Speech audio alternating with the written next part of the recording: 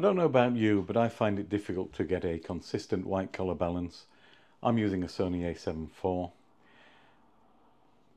Apologise for traffic going past. And I'm trying to learn how to make these videos look better with the correct color balance. Now, there's a couple of different ways of doing it. I've got this set right now on auto white balance. I'm facing two windows, sort of average size, not massive ones, not picture windows. It's a very dull, cloudy day at the moment, so the auto white balance should be keeping this about right. I'm having a quick look there. If you keep an eye on my little silly Paddington Bear toy back there, when I make the changes, you'll be able to see what difference it makes. So auto white balance right now. I'm going to use this super cheap Amazon sourced grey card, and I'm going to set a custom white balance. I've already used this to set the exposure, so I'm fairly happy with the exposure. But the custom balance is going to change how this looks. So what I'm going to do, and I'll show you on screen the menus I go into, I'm going to position this sort of in front of my face so it's getting the same light as I'm getting, because I'm the principal subject in this video. And then I'm going to set that custom white balance. It will vary on the menu depending on which camera you've got. I'll show you on mine, so it's a Sony menu, a7 IV, as I said. So let me do that now. So hopefully, I don't know if you can still see me, but anyway, it should show you the recordings. There we go. So what I've done, I've gone over to the white balance setting, you can see here. And then the top entry is auto. So I'm hitting OK on that. Scroll down to custom, way down, custom 1. Move over to the set button here, hit set. And now what I've got is a square. So if I place my grayscale to cover that square, and then I press the OK button, it will measure the color temperature. So let me do that now, and I'll make sure I cover as much of that square as I can.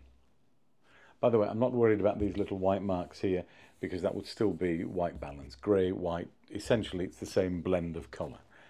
So in terms of setting the color, those little marks don't matter.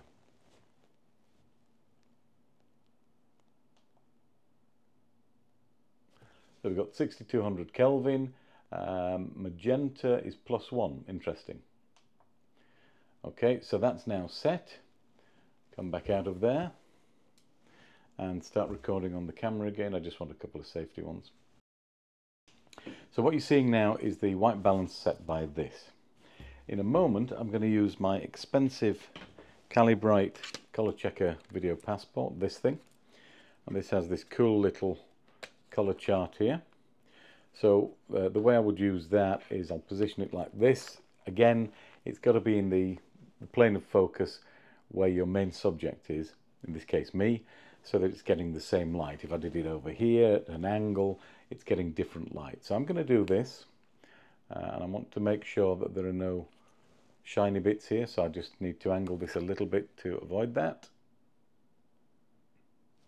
And what I'll do now in DaVinci Resolve is actually color grade this, or at least set the white balance, which I'm going to do in 3, 2, 1.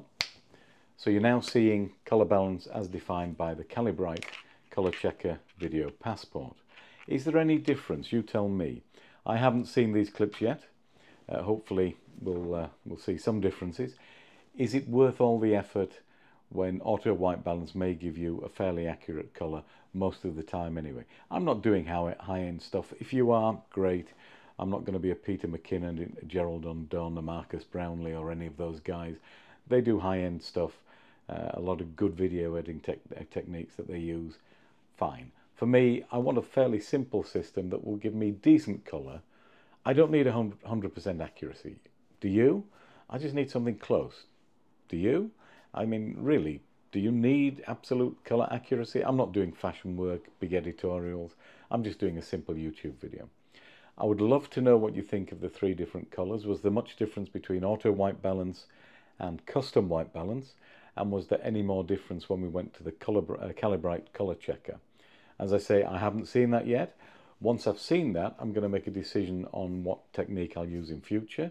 But I would love you to let me know what you think of any differences that you might have seen in the overall color between those 3 different ways of setting the color white balance. And thanks for watching. Hope to see you on the next one. Nearly forgot. So what about my little friend here? What was the colour like when we changed those? Did it change much, particularly the red and the blue, which I think you can see very clearly? Then there's the face. What was the difference between those three different settings? Was there much at all? Is there one that you favoured over the other? In fact, to make it easier, what I'll do is I'll put all three in a strip now so you can compare them and then have a better idea whether it's worth the effort. I don't know, for you, maybe. For me, maybe. I'll find out shortly. Thanks for watching. See you on the next video, I hope. Well, that has surprised me, if I'm honest. I think for me, the Calibrite colour calibration, which takes longer, it's more fiddly, let's be honest, is probably what I will go for in future, because although it's a little bit on the contrasty side, the Video Passport Checker colour calibrated clip that you see there is more accurate in terms of colour. That is my kind of normal skin tone. With the other, I definitely looked a little bit magenta, sort of red pinkish. And so perhaps contrast and exposure might need to be changed a little bit when using the Calibrite Video Passport Checker. But it's certainly more accurate. And probably with a bit of experience, I could do that in a couple of minutes.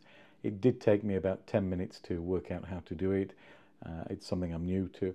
But I can see that it's certainly preferable, from my point of view, to the automatic white balance and the grey card, which with the Sony, might be different on different cameras, but with the Sony definitely makes me look far too pink. And the other colours are a little bit off as well. If you look at the Paddington Bear toy in the background, you can see the difference in colours. The final clip, which is calibrated, is more accurate, although it is a tiny bit on the dark side. But I think that could be easily tweaked with an exposure setting, either in camera or in my film editor. So there you go. Let me know what you think. Was there one of these that you preferred?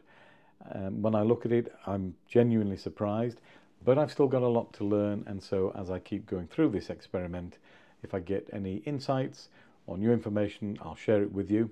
And I hope to see you on future videos. Thanks for watching.